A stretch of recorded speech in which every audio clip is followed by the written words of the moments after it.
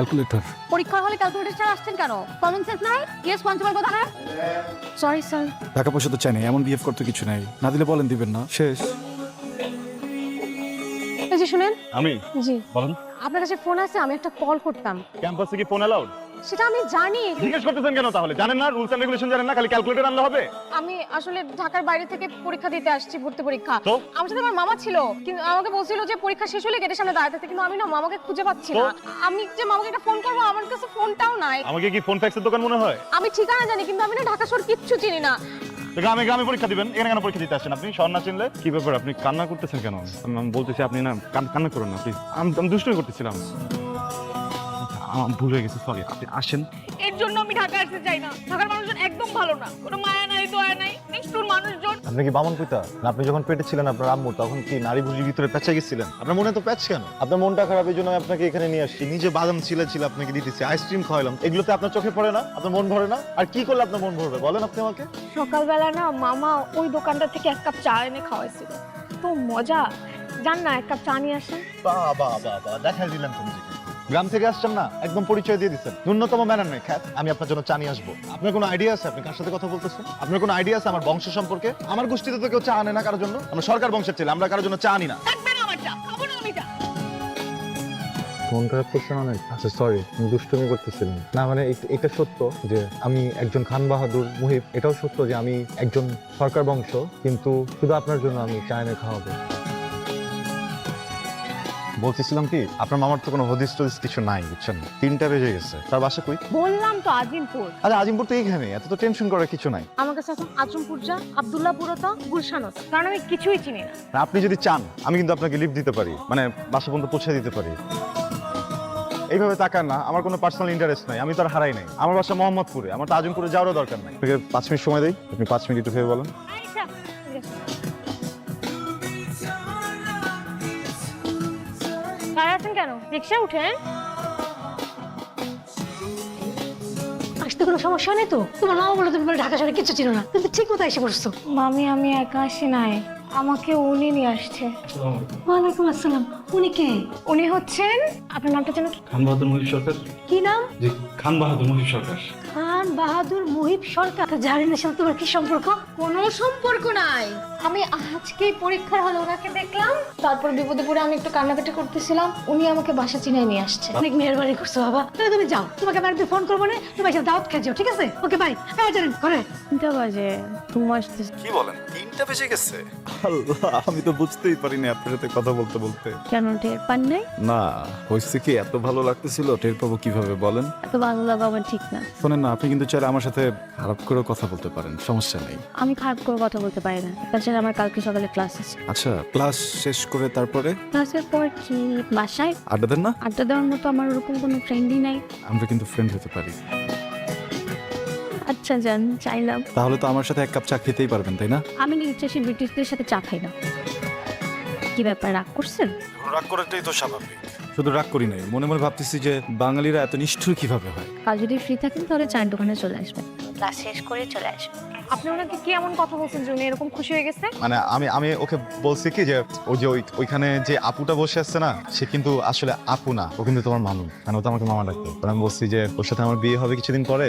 আপনাকে একটা কথা শেয়ার করি। হ্যাঁ? আপনার সাথে আড্ডা দিতে প্রচন্ড ভালো লাগে আমার। আপনি যদি ওনাকে যা বলছেন এটা সত্যি সত্যি যদি আপনি এরকম কিছু মিন করে থাকেন, তাহলে এটা ভুলে যান, কারণ আমার বয়ফ্রেন্ড আছে।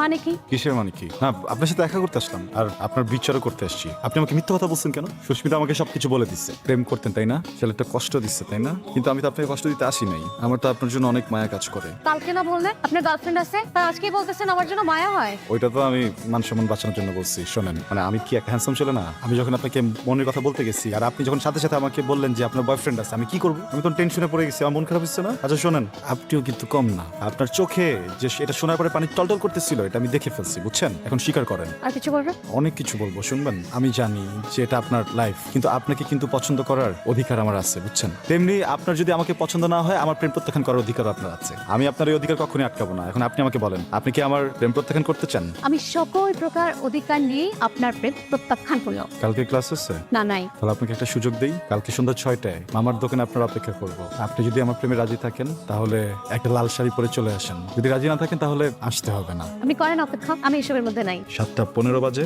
7:30 পর্যন্ত দেখবো। এরপর যদি না আসে এখান থেকে তো যাবো, এই মামার দোকানে আর কখনো আসবো না।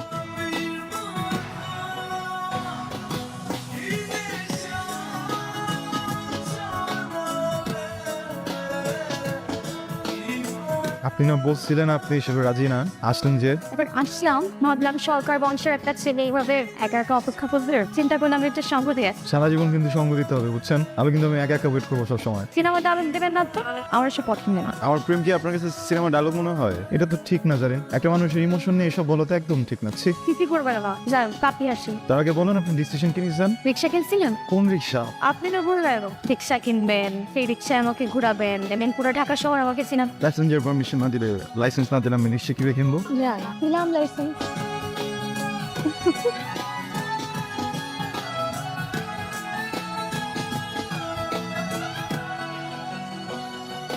আমি একটা এলিট চায়ের দোকান দিব, ওইটার নাম দিব হচ্ছে চায়ের বাড়ি। এটা কিন্তু ঠিক না। কেন? এই যে তুমি আমার আইডিয়া নিয়ে নিচ্ছ। তোমার আইডিয়া তো আমার আইডিয়াই। শোনো, আমি তোমাকে একটা কথা বলি, তোমার আর আমার ফার্স্ট পার্টনারশিপ, ফার্স্ট সংসার। সংসার? হ্যাঁ, শোনো, পার্টনারশিপই সংসার, বুঝছো? আর এটাতে সব ম্যানেজমেন্ট আমি দেখবো, আর নতুন নতুন যত রেসিপি আছে না, সব চার রেসিপি তুমি দিবা। যেখানে যত প্রেমিক আছে আমরা সবগুলো প্রেমিককে এখানে এসে বসে থাকতে দিব, আমরা প্রেম করতে দিব, ওদেরকে আমরা একদম বলবো না যে উঠে যাও, ঠিক আছে? তাহলে এত কিছু চিন্তা করা হয়ে গেছে না? মা ফোন দিচ্ছে, এই শোনো না, একটু লাইনে থাকো তো। মা ফোন দিচ্ছে, একটু দাঁড়াও। হ্যালো আম্মু। তাহলে কি অবস্থা? আমাকে কিছু বলে মায়ে, শুধু বলছো বাড়িতে তাড়াতাড়ি চলে আসতো, শরীরটা নাকি খুব খারাপ। টেনশন করবো না, সব ঠিক হয়ে যাবে। শোনো, যে কদিন আমি ঢাকা থাকবো না, সে কদিন কিন্তু রিক্সা অন্য কাউকে নিয়ে ঘুরবা না। রিক্সার এক পাশে সবসময় আবার চলে যায়। আম্মু, আব্বু কেমন আছে? আমি এতদিন ধরে সত্যি কথাটা বলি নাই মা। আব্বু অনেকদিন ধরে অসুস্থ, 4 দিন আগে স্ট্রোক করছিল। জারিনকে জিজ্ঞেস করেছিলাম কি হয়েছে, ও কিছুই বলেনি, শুধু বললো তুমি তাড়াতাড়ি এসো। কিছু বলবা আমাকে? আপনি আমার মায়ের মতো, মায়ের সামনে আসলে কতটুকু বলা উচিত কতটুকু বলা উচিত না বুঝতেছি না। ছোটবেলায় আমার আব্বা মারা গেছে, আমার কাছে বড় হয়েছি, আর এখন আমি থাকি আমার ভাইয়ার সংসারে। আমি যদি আমার ভাইয়ের সংসার থেকে এখন বের হই, পরের মুহূর্তে আসলে আমি কই যাব কি করব আমার জানা নাই, কিন্তু আমি এটা জানি আমি জারিনকে অনেক ভালোবাসি। এই মুহূর্তে জারিনকে বিয়ে করতে পারবে?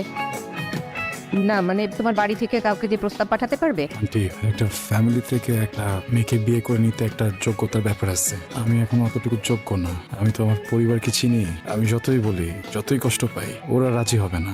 আমাকে 2টা বছর সময় দেন না, আমি যোগ্য হয়ে জারিনকে বিয়ে করবো। মা, আমাকে কি 2টা বছর সময় দেওয়া যায় না মা? তোমার কথা আমি বুঝতে পারছি, জারিনের বাবা অসুস্থ সেটা নিশ্চয় জানো। ওনাকে তোমার কথা বলেছিলাম, উনি ভীষণ রকমের জেদি মানুষ। কিছুদিন আগে ব্যবসায় টাকা লস করে স্ট্রোক করেছিলেন। এখন যেখানে বিয়ে ঠিক হয়েছে সেটা ওনার বন্ধুর ছেলে। দেখো বাবা মুহিব, তুমি চাইলে জারিনকে নিয়ে পালিয়ে যেতে পারো, তোমরা এখন বড় হয়েছো, সিদ্ধান্ত তোমাদের। কিন্তু জারিন এমন কাজ করলে ওর বাবা বাঁচবে না, আর যদি বেঁচেও যায় সারা জীবন জারিনের সাথে কথা বলবে না। আমি তো ওনাকে ভালো করে চিনি, একজন বাবার কাছ থেকে তার মেয়েকে কেড়ে নেবে?